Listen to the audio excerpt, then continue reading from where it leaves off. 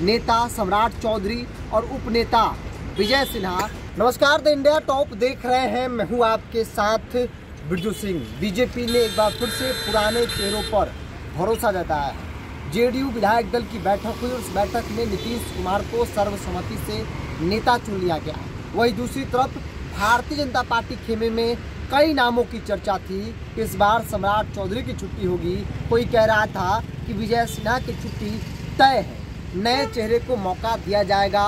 राजनीतिक तौर पर जो समीकरण पार्टियां साधती है जातियों का, वो नए तरीके से साधने की कोशिश बीजेपी इस बार कर रही है। लेकिन जिस प्रकार से विधायक दल का नेता और उपनेता चुना गया है, नेता सम्राट चौधरी और उपनेता विजय सिन्हा, मतलब साफ हो गया कि सम्राट चौधरी और विजय सिन्हा एक बार फिर से उप मुख्यमंत्री बनने जा रहे हैं। तो तमाम नामों की चर्चा जो है वो उस वक्त हो रही थी कि बीजेपी जो है उप मुख्यमंत्री के तौर पर कोई चौंकाने वाले फैसले ले सकती है, राजपूत को साथ सकती है, मंगल पांडे आ सकते हैं, अति पिछड़ा समाज से कई लोगों के नाम की चर्चा थी। लेकिन जो जानकारी आई है, विधायक दल की जो बैठक हुई और इस बैठक में नेता सम्राट चौधरी को और उपनेता विजय सिन्हा को चुना गया है। नीतीश कुमार को विधायक दल का नेता चुना गया जेडीयू की तरफ से, और बीजेपी ने भी अपना चुन लिया है।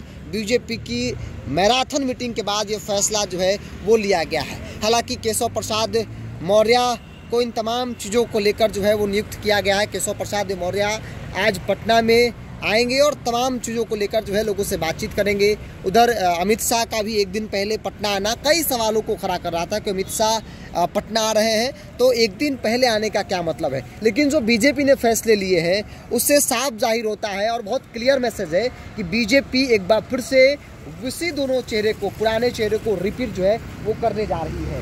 उप मुख्यमंत्री की कुर्सी बीजेपी के खाते में है। बीजेपी 2 डिप्टी सीएम पिछली बार बनाई थी, सम्राट चौधरी विजय सिन्हा, और इस बार भी सम्राट चौधरी विजय सिन्हा के नाम पर मुहर लगभग तय माना जा रहा है, क्योंकि नेता और उपनेता चुन लिया गया है और इस तरह की परंपरा रही है। मतलब जो परंपरा कई चुनाव से चलती आ रही है, उसी परंपरा को बीजेपी एक बार फिर से उस पर मुहर लगाई है और बीजेपी ने नेता उपनेता चुन लिया है। सम्राट चौधरी विजय सिन्हा नेता उपनेता चुने गए हैं और इन्हीं को नीतीश कुमार के साथ जो है वो डिप्टी सीएम जो है वो बनाया जाएगा। हालांकि विजय सिन्हा को लेकर चर्चा थी कि विजय सिन्हा को नीतीश कुमार ही पसंद नहीं करते हैं, इसलिए उनको ड्रॉप किया सकता है। कई मंत्रियों को लेकर चर्चा थी कि कई मंत्री ऐसे हैं जिनको लेकर आमतौर पर सवाल उठता है नीतीश कुमार पर। वैसे मंत्रियों से नीतीश कुमार दूरी बनाना चाहते हैं। हालांकि जो मेरी जानकारी है कि कुछ नाम जो नीतीश कुमार चाहते थे कि उन्हें मंत्री नहीं बनाया जाए, उन नामों पर बीजेपी आलाकमान जो है वो तैयार हो गई है। बहरहाल